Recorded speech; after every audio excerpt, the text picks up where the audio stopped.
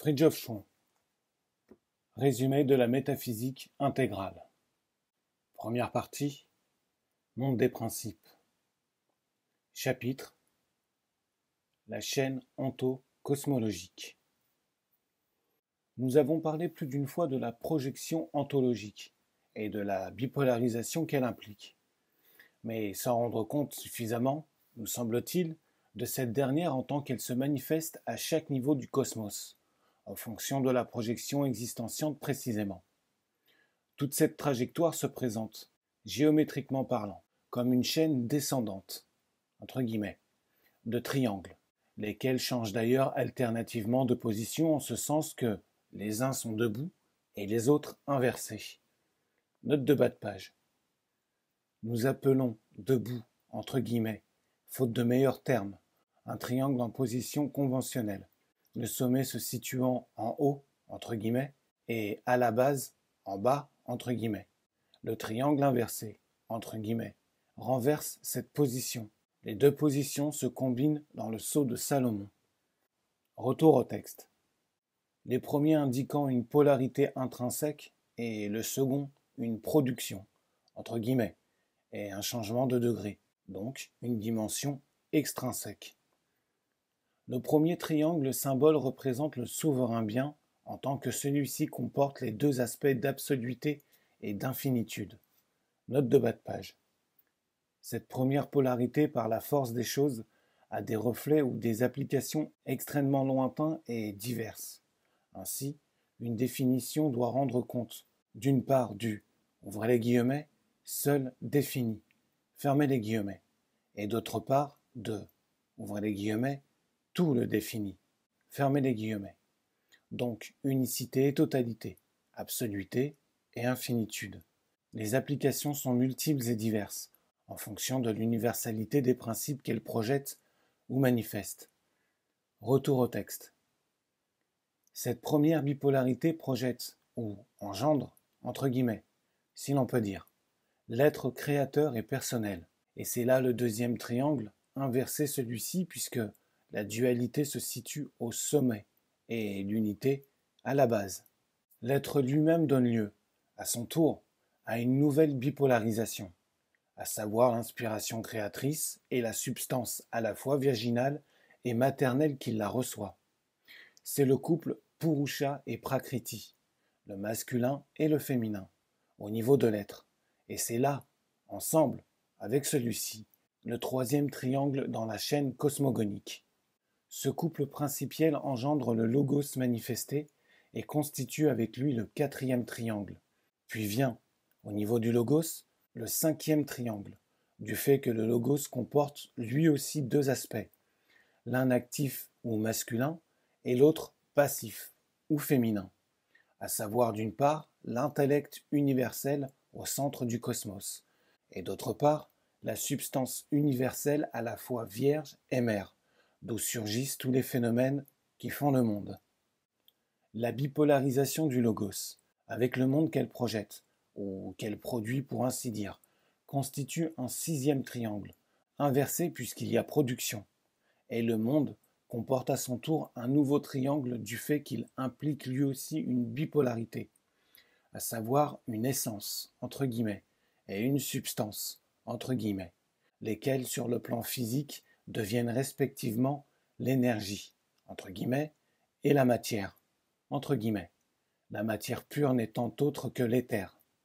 Nous sommes arrivés ainsi à l'extrême aboutissement, ou au, ouvrez les guillemets, point de chute, fermez les guillemets, de la projection onto-cosmologique, du moins selon la perspective du monde où nous nous trouvons, car on peut concevoir des mondes limites ou encore plus éloignés du point de départ que le nôtre, ou au contraire, moins éloignés que lui. Ouvrez les guillemets. Et Dieu est plus savant. Fermez les guillemets. Comme diraient les musulmans, connaître les principes est une chose, connaître les modalités en est une autre. Absoluité et infinitude. Nous pourrions dire également nécessité et possibilité. Note de bas de page. Ou nécessité et liberté, selon un point de vue quelque peu différent.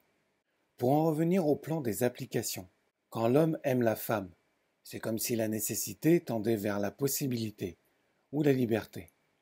Dans l'amour féminin, c'est au contraire la possibilité ou la liberté qui cherche l'appui de la nécessité. Retour au texte.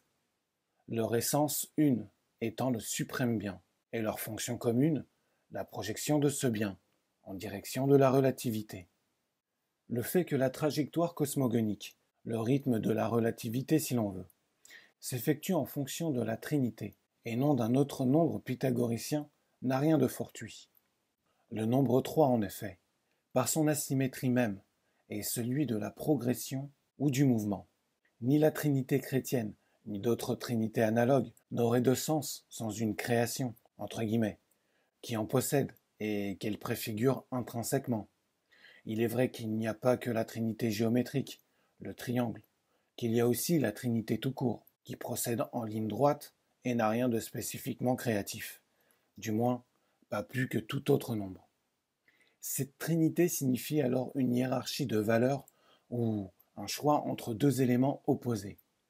Dans ce dernier cas, la trinité comporte un centre-mesure, c'est-à-dire qu'il y a distinction qualitative soit entre un, ouvrez les guillemets, au-dessus, fermez les guillemets, et un, ouvrez les guillemets, au-dessous, fermez les guillemets, soit entre un, ouvrez les guillemets, à droite, fermez les guillemets, et un, ouvrez les guillemets, à gauche, fermez les guillemets.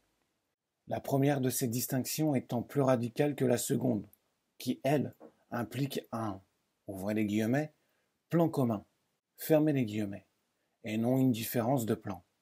Mais il y a de toute évidence pas que le nombre 3 ou le triangle qui régit la structure de l'univers. Le principe suprême mathématiquement parlant a aussi un aspect de dualité et un aspect de quaternité, et même des aspects plus complexes. Et de même pour l'univers, soit en tant que tel, soit sur chacun de ses plans. La signification de la dualité est celle de l'harmonie complémentaire, ou, plus relativement, celle de l'opposition, ou des deux choses à la fois. Quant à la quaternité, elle se réfère à un univers, entre guillemets, achevé, que ce soit in divinis ou au niveau du monde, alors que la dualité engendre, entre guillemets, et que la trinité projette, entre guillemets, ou, ouvrez les guillemets, met en branle, fermez les guillemets. La quaternité se suffit à elle-même. Elle est un résultat ou un achèvement. C'est le nombre de la stabilité, qualité dont le carré est le symbole géométrique fondamental. De même que la trinité comporte un aspect statique aussi bien qu'un aspect dynamique. De même la quaternité, tout en marquant géométriquement le principe de la stabilité, a en elle-même un aspect de mouvement, et c'est le déroulement des phases cycliques, que ce soit en sens ascendant ou en sens descendant. Car si d'une part il y a, par rapport au principe origine, éloignement et aliénation, d'autre part, il y a retour et réintégration. Les deux directions peuvent d'ailleurs coïncider.